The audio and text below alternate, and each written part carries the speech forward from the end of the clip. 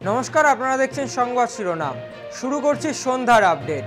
তারাপীঠ মন্দির এবং তারাপীঠ মহাশ্মশানের উন্নয়নমূলক কাজে বাধা দিচ্ছে বিজেপি নোংরা রাজনীতি করে এই অঞ্চলের উন্নয়নকে আটকে রাখছে, এমনটাই দাবি করে তৃণমূল কংগ্রেস এদিন পথে নেমে মিছিল করল এবং বিক্ষোভ দেখালো। সাধুসন্ত ও স্থানীয় বাসিন্দাদের নেতৃত্বে একটি মিছিল তৃণমূল কংগ্রেসের নেতৃত্বে তারাপীঠ পার্টি অফিস থেকে শুরু হয়ে শহর প্রদক্ষিণ করে পার্টি অফিসে গিয়েই শেষ হয়। তাদের দাবি বিজেপির এই নোংরা রাজনীতি অবিলম্বে বন্ধ করতে হবে। তারাপীঠে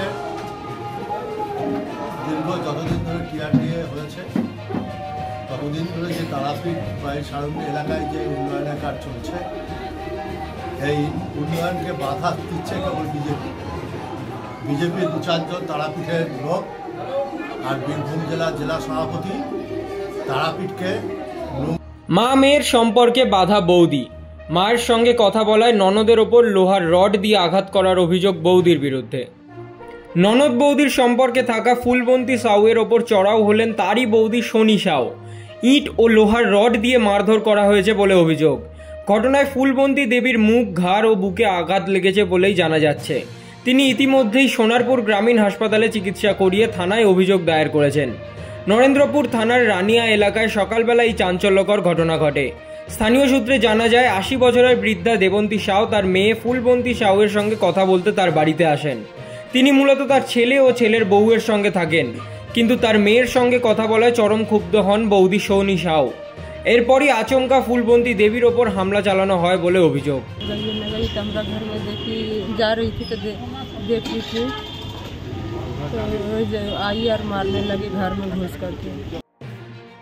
গন্ডারের সংখ্যা বাড়ল জলদাপাড়াতে। 70টি কুনকি হাতি করে জলদাপাড়া জাতীয় উদ্যানে গন্ডার গণনা শুরু হয়েছিল। মোট 193টি দল এই গন্ডার গণনার কাজ করছিল। মোট 400 জন নিযুক্ত ছিল গন্ডার গণনায়। এর মধ্যে 13টি এনজিও সদস্য ও বনকর্মীরা বন দফতরের আধিকারিকদের নিয়ে এই কাজ করেছেন। 2022 সালে গণনা হয়েছিল, তখন জলদাপাড়া জাতীয় উদ্যানে গন্ডারের সংখ্যা ছিল 292টি। তবে এবারে গন্ডারের সংখ্যা হয়েছে 331টি।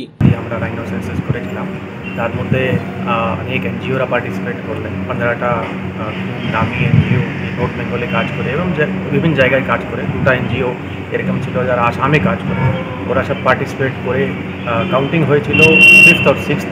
তার মধ্যে যে আজকে যে হেডকোয়ার্টার থেকে রাইনো সেন্সাসের রিপোর্ট জারি করা হয়েছে, ওখানে 331 রাইনো জলদাপাড়া ন্যাশনাল পার্কে আছে। নবগ্রামে একাধিক মহিলার নামে লক্ষাধিক টাকার লোন তুলে নেওয়ার অভিযোগ এক মহিলার বিরুদ্ধে। মুর্শিদাবাদের নবগ্রাম কুশমোর গ্রামে এক চাঞ্চল্যকর প্রতারণার অভিযোগ উঠে আসছে। গ্রামটির প্রায় 40 জন মহিলা নবগ্রাম থানায় অভিযোগ দায়ের করে জানান তাদের নামে লক্ষাধিক টাকার ঋণ তোলা হয়েছে, অথচ তারা এ বিষয়ে কিছুই জানতেন না। ভুক্তভোগীদের দাবি, ওই গ্রামের এক মহিলা তাদের নাম ব্যবহার করে মোটা অঙ্কের ঋণ নিয়েছে। বিষয়টি প্রকাশ্যে আসে যখন লোন অফিসার তাদের বাড়িতে কিস্তির টাকা সংগ্রহ করতে চান।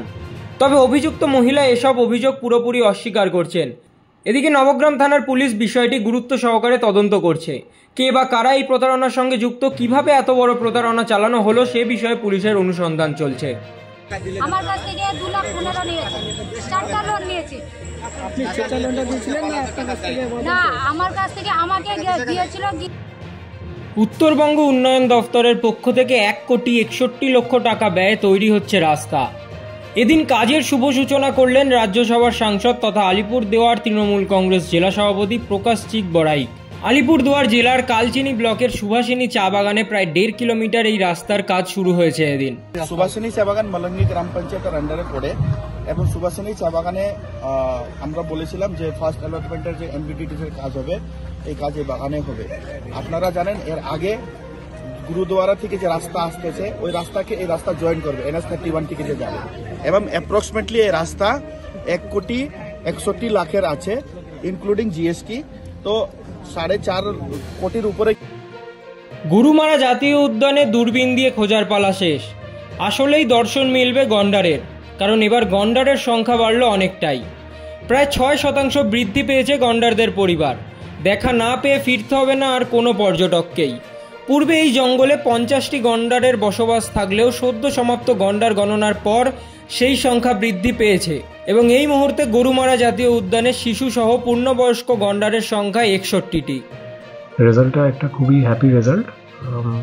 55 থেকে এখন এস্টিমেটেড 61 এ গেছে। রাইনো পপুলেশনটা সিগনিফিক্যান্ট ইনক্রিজ হয়েছে। তো এটা গভর্নমেন্ট অফ ওয়েস্ট বেঙ্গলের আর ফরেস্ট ডিপার্টমেন্টের একটা বড় সাকসেস আমার মনে হয়। বলছি যে আরো কিছু পাওয়া গেল সেন্সাসের মধ্যে, আদার্স কিছু আর একটা সিগনিফিক্যান্ট পজিটিভ ডেভেলপমেন্ট যেটা হয়েছে যে আমাদের রাইনোসদের যে সেক্স। গৃহবধূকে খুনের ঘটনায় চাঞ্চল্য। ঘটনার 2 দিন পর আমবাগান থেকে উদ্ধার মৃতদেহ। ঘটনাটি নদিয়ার গাংনাপুর থানার অন্তর্গত দেবগ্রাম এলাকার। মৃত গৃহবধূর নাম নমিতা বাইন। সূত্রের খবর, গাংনাপুর থানার দেবগ্রাম পঞ্চায়েতের গোপীনগর এলাকার বাসিন্দা এক গৃহবধূ গত 17 তারিখে হঠাৎই নিখোঁজ হয়ে যান। সেই ঘটনায় গৃহবধূর পরিবার গাংনাপুর থানায় গৃহবধূকে অপহরণের অভিযোগ দায়ের করেন। তদন্তে নেমে এক ব্যক্তিকে আটক করে তাকে জিজ্ঞাসাবাদ শুরু করে পুলিশ। অভিযোগ এরপরই গাংনাপুর পুলিশ আটক ওই ব্যক্তিকে জিজ্ঞাসাবাদ শুরু করলে জানতে পারে ওই ব্যক্তি অপহৃত গৃহবধূকে খুন করেছে।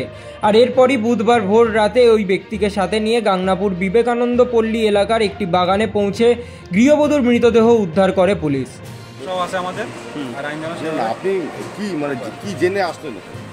আমি জেনে আসছি কালকে থেকে মিসিং ছিল, এটা জেনে আমি আসছি। বাকি এখানে আসার পরে আমি জানতে পারলাম যে আর কিছু বলতে পারবো না। আমি এর থেকে বেশি জানি না। না, সেগুলো আমি কিছু জানি না। কি চাইছেন কি? স্কুলের শিক্ষকের বিরুদ্ধে দুর্নীতির অভিযোগ। অভিযুক্ত শিক্ষক স্কুলে আসায় ক্ষোভ অভিভাবকদের। স্কুল চলাকালীন স্কুলে তালা ঝুলিয়ে বিক্ষোভ দেখায় অভিভাবকরা। আসানসোলের উত্তর থানার বাবুতলাব কাজী নজরুল ইসলাম উর্দু ফ্রি প্রাইমারি স্কুলের ঘটনা। জানা গিয়েছে, বছর দেড়েক আগে স্কুল তহবিল থেকে জাল সই করে একাধিকবার ব্যাংক থেকে প্রায় 7 লক্ষ টাকা তুলে নেওয়ার অভিযোগ ওঠে স্কুলেরই তৎকালীন টিচার ইনচার্জ সৈয়দ আলম কাদরির বিরুদ্ধে। এই ঘটনার পর ওই সময় সৈয়দ আলম কাদরির বিরুদ্ধে আসানসোল উত্তর থানায় অভিযোগ দায়ের করা হয়েছিল। তারপরেও পুনর্বহালের চিঠি নিয়ে স্কুলে পুনরায় জয়েন করায় অভিভাবকরা ক্ষোভে ফেটে পড়েন। তাই এদিন স্কুল চলাকালীন স্কুলের গেটে তালা ঝুলিয়ে বিক্ষোভ দেখাতে শুরু করেন অভিভাবকরা।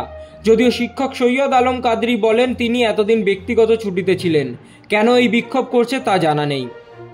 ताला दे दिए क्योंकि आज से 2023 सितंबर महीना में यहाँ पे जो कादरी सर थे उन्होंने यहाँ पे बहुत सारा पैसा मिड डे मील में घपला किया और आपका कंपोजिट प्लान में घपला किया, और ये सब घपला करने के बाद उसके नाम से FIR था और वो एक्सपॉन्डिंग था 2023 सितंबर महीना से।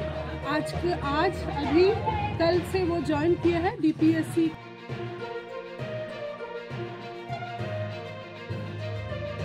অভিযান চালিয়ে লক্ষাধিক টাকার অবৈধ কাঠ বাজেয়াপ্ত করল বক্সা ব্যাঘ্র প্রকল্পের আধিকারিক ও কর্মীরা।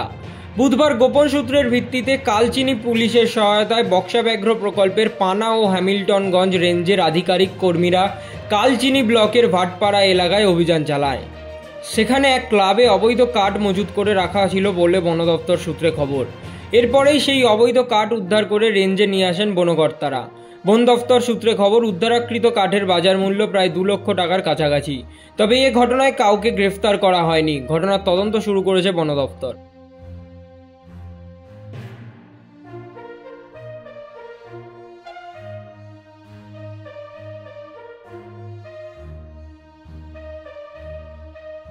চা বাগানের 30% জমি ভিন্ন কাজে ব্যবহারের অনুমতি বাতিলের দাবিতে মুখ্যমন্ত্রীকে স্মারকলিপি প্রদান করল গোর্খা জনমুক্তি মোর্চা। বুধবার রাজ্য সরকারের জারি করা চা বাগানের জমি ভিন্ন কাজে ব্যবহারের নোটিফিকেশনের প্রতিবাদেই এই স্মারকলিপি প্রদান। এই স্মারকলিপি এদিন জলপাইগুড়ি জেলা শাসকের কার্যালয়ে গিয়ে প্রদান করে গোর্খা জনমুক্তি মোর্চা।